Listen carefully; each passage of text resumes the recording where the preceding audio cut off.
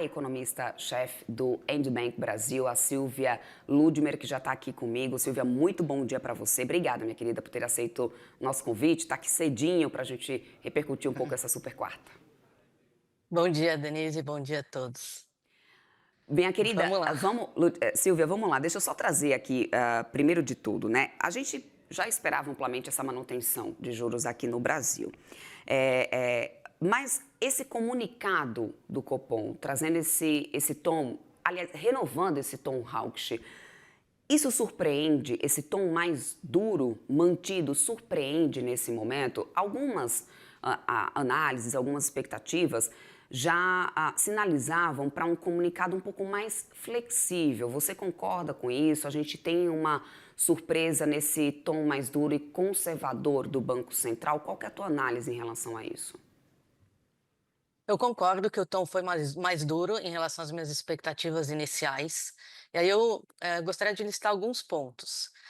Primeiro, acho que era consenso que a parte que o Banco Central se referia à possibilidade até de voltar a subir juros fosse retirada do texto, mas ele não retirou. Então, esse acho que é o primeiro elemento que muita gente considerou hawkish. Hã, um segundo ponto, foi a projeção que os modelos de inflação do Banco Central mostram no horizonte relevante para a política monetária, que é o primeiro trimestre de 2027, que ficou em 3,4%. Muitos economistas replicam o modelo e estavam chegando em contas de 3,2, 3,3%. E o Banco Central não alterou, o que também mostra que se a inflação lá na frente vai estar mais alta, hã, ele teria que talvez realmente manter a política monetária mais dura. Mas, de fato, uma hipótese é que o Banco Central tenha revisado o hiato do produto para cima, você mencionou isso no seu jornal, com uma observação que eu concordo, mas a gente vai ter que esperar uns dias para ter certeza disso. E continuando, o Banco Central não fez nenhuma menção à melhora dos números de inflação recentes, nem da melhora das expectativas inflacionárias, o que também me chamou a atenção. E em relação à desaceleração da atividade que está em curso, ele apenas falou que está em linha com o esperado, Uhum, uhum. além de ter mantido a questão dos juros muito restritivo pelo período bastante prolongado, o que é outro sinal hawkish. Então acho que é um conjunto de sinais que ele não vai se mexer tão cedo. Uhum. Agora, Silvia, eu quero pegar o gancho do que você falou sobre essa questão das projeções de inflação, porque pelo comunicado parece que eles não absorvem essas constantes reduções de projeção que a gente tem acompanhado pelo próprio boletim Focus, né? E traz essa persistência de expectativas desancoradas, né, nessas projeções de inflação e ainda bastante elevada. Isso, na sua visão, pode ser uma sinalização de que o Banco Central perde um pouco de confiança no efeito da política monetária nessa convergência de inflação à meta no horizonte relevante? Eu acho que não, eu acho que uma das razões das expectativas inflacionárias estarem cedendo é justamente essa postura mais dura do Banco Central. Eu acho que ele talvez ele perceba que essa estratégia esteja surtindo efeito. Então, sabe assim, time que está ganhando não mexe nos jogadores, acho que ele vai insistir um pouco mais nessa postura dura, para quando começar a cortar, cortar com mais segurança, porque, de fato, lógico que a gente está comemorando as revisões para baixo em 2026, 2027 um pouquinho, e até 2028, mas ainda é muito marginal, acho que talvez faça sentido ele segurar e depois quando começar a cortar, eventualmente cortar com um pouco mais de intensidade e segurança.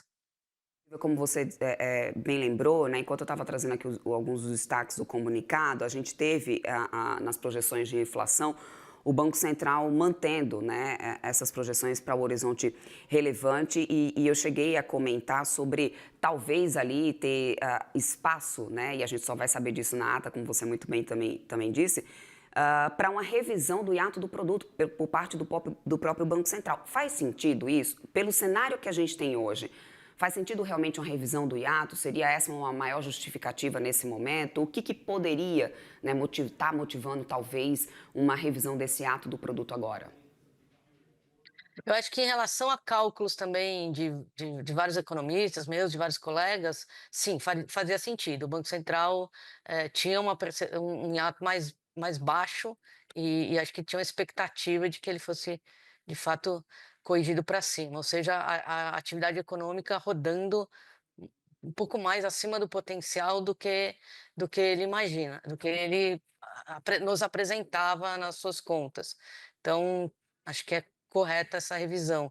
É uma economia que está dando sinais de esfriamento, especialmente na parte mais sensível ao crédito, ou portanto aos juros altos, e com mais lentidão na parte sensível à renda, porque o mercado de trabalho continua muito aquecido. Essa semana a gente teve mais uma surpresa para baixo, na taxa de desemprego, ficou em 5,6%, é um recorde histórico de baixa.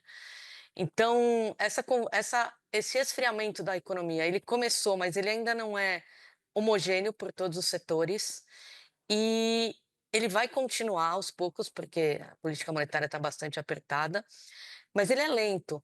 Então, esse fechamento do hiato, ele vai acontecendo devagarzinho, ao longo dos próximos trimestres, e o Banco Central acho que fez uma correção, ao meu ver, correta. Uhum.